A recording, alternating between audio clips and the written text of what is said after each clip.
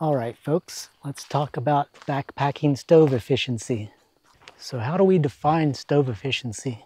How do we test for it in a standardized way so that we can compare different cook sets? And finally, how do we apply the results to our stove selection when planning our trips? Coming up, we'll tackle all those questions and more. You're watching Science Outdoors.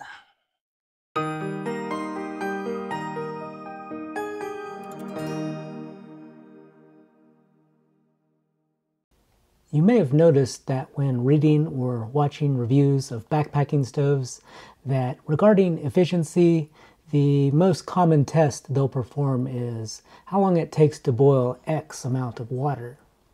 And maybe they'll even tell you how much weight the fuel canister lost as well.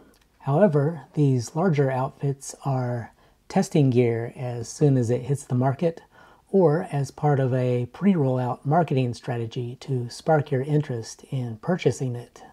I.e., they're testing a piece of gear in a singular, isolated basis with their how long does it take test, as opposed to collecting a bunch of already on the market stoves at the same lab, same initial temperature, same conditions to garner a true apples to apples comparison. Now don't get me wrong, there are legit ways to test single pieces of gear at different points in time. And indeed, you'll see in a few minutes, my method does just that. So let's put our physics cap on and define backpacking stove efficiency. The fuel efficiency of a stove can be defined by two variables. The first variable is the amount of energy needed to raise the temperature of the water in the cookset's vessel by a certain measured temperature in a lab experiment. And the second is the potential energy, that is to say the theoretical amount of energy locked up in the molecules of the fuel regarding the amount of fuel used to raise the water's temperature. And because we know part of that potential energy will be lost to heating the air, the cooking vessel, even the stove itself, we know for a given experiment that the energy needed to raise the temperature of the water will always be less than the potential energy of the amount of fuel actually used to do the work of the experiment. Hence, we can arrange the first variable such that it is divided in a mathematical equation by the second variable, which, when solved, will give us a percentage. This percentage shows us how good the stove is at capturing the energy from the fuel molecules and turning it into hot water. The more the fuel's potential energy is used to actually heat the water, the higher this percentage becomes. And the higher that it is, the less this potential energy went to waste heat, again that which raises the temperature of everything else but the water. In other words, this percentage is a camping stove's fuel efficiency. Now that we know what a backpacking stove's fuel efficiency is, let's try to figure out how to create an experiment to calculate it for a given cook set. And further, let's design our experiment such that it can be standardized within reason. That is to say, the results of the experiment will be roughly the same whether it's performed in a garage in the San Fernando Valley, where it's currently 78 degrees Fahrenheit, or whether it's performed in a tent in Curry Village in Yosemite, California, around 4,000 feet, where it's in the mid-60s. The key to doing this, that most backpacking stove marketers miss, is that water boils at different temperatures as a function of altitude. So designing any experiment that requires water to actually boil, whether it's the time to boil test or how much fuel did we use to boil test, is not what we're looking for. Further, when an observer claims their water is officially boiling is somewhat subjective too. Is it when you see the first remnants of bubbles on the bottom of the cooking vessel? Or is it when you see those bubbles start to float to the surface? Or is it only when it's violently boiling? Our key to unlocking a universal stove efficiency experiment is something a backpacker would never think to bring with them. This, a thermometer. With this simple tool, we know exactly how much energy goes into heating our water because we know the following.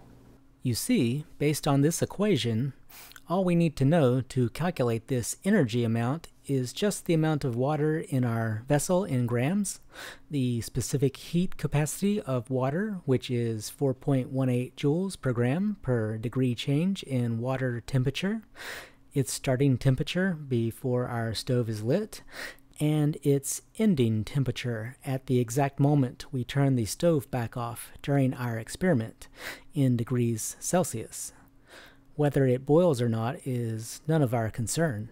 And for our application, where we will be heating water starting from room temperature, which could be anywhere from just above freezing to say 90 degrees Fahrenheit, we can say that for every 1 milliliter of water we're using, it's approximately the weight of 1 gram. And further, if we set our vessel's weight to 0 on a scale, then we can tell exactly how many grams we're using for our experiment. So let's look at a real-world example I did with this, the Jetboil Minimo, to truly understand our equation.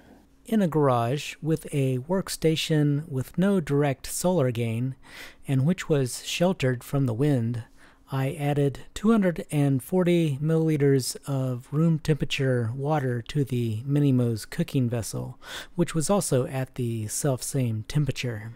I then used my thermometer to take the temperature of such in degrees Celsius. I weighed my gas canister and stove combo on my scale as well, assembled the cook set, then began heating the water.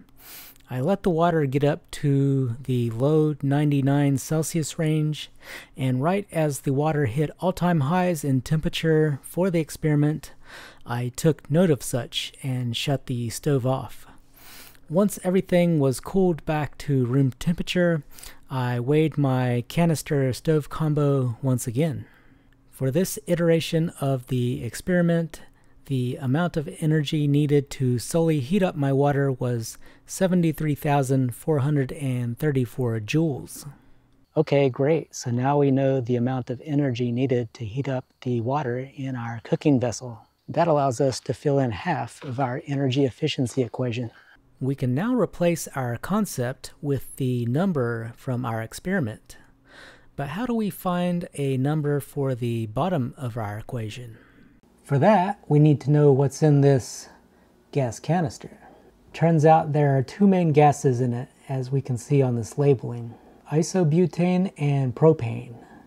Regarding the energy content of isobutane and propane, it turns out that the former has 45,590 joules per gram of gas, and the latter has 50,300 joules per gram.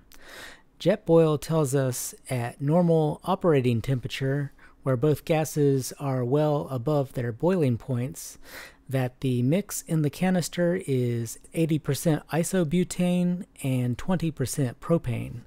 This allows us to calculate the overall energy content of the Jetboil fuel at 46,532 joules per gram. This is where weighing our canister and stove combo, both before and after heating our water, becomes important. The difference in weights is the amount of gas the canister lost. And it should be noted that we weighed the stove and canister as a combo so as not to lose any gas by taking off or putting on the stove. That way we know that all gas that left the stove was burned and turned into energy.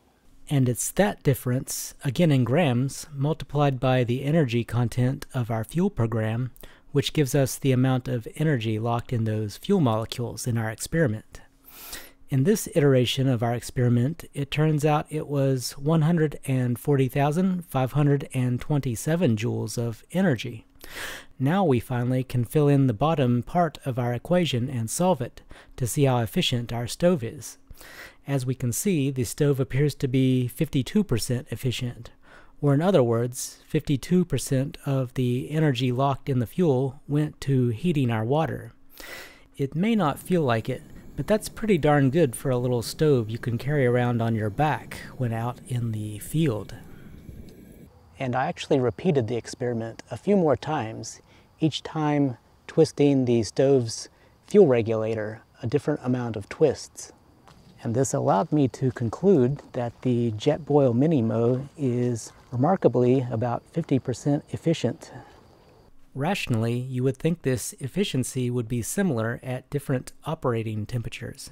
For example, if we started in a much colder environment, say 35 degrees Fahrenheit, yes, it would take more fuel to get up to a similar ending temperature for our experiment, if that's what we were going for, but it would also make the numerator in our equation larger as well, since our temperature delta for that part of the equation would also be larger. But it's also rational to think that the waste heat component of the system could be larger in a colder environment, such that our efficiency would dip somewhat below 50%. This is because the heat from the stove could be more readily flowing to the colder air around the cook system as a function of that larger temperature differential. Further, out in the field, away from the perfect weather of our lab, wind eats into our efficiency rating. Not only from the process of convection, but by shifting our heat flow to the wrong direction. Ultimately, not only would we want to have a set of lab tests at different ambient air temperatures to garner an overall efficiency rating for a given stove, but we would also want a similar set of field tests that also factored in wind speed. After all, it's efficiency in real-world conditions that counts. Maybe some stoves aren't the most efficient in the lab, but tend to overperform in high wind conditions, and vice versa. So it's this type of data that's needed to know the best stove to take for a particular trip. This is where you guys can help. Grab your thermometers and your weighing scales next time you're headed to camp. Rerun my experiment with your own stoves and post the results in the comments below. It could really help other backpackers, especially if enough unknowns are filled in over time. And be sure to like, comment, and subscribe so that other folks that might be interested in joining the effort can see the video and do so. All right, folks, so that's it for this episode of Science Outdoors. Take care, and we'll see you on the next one.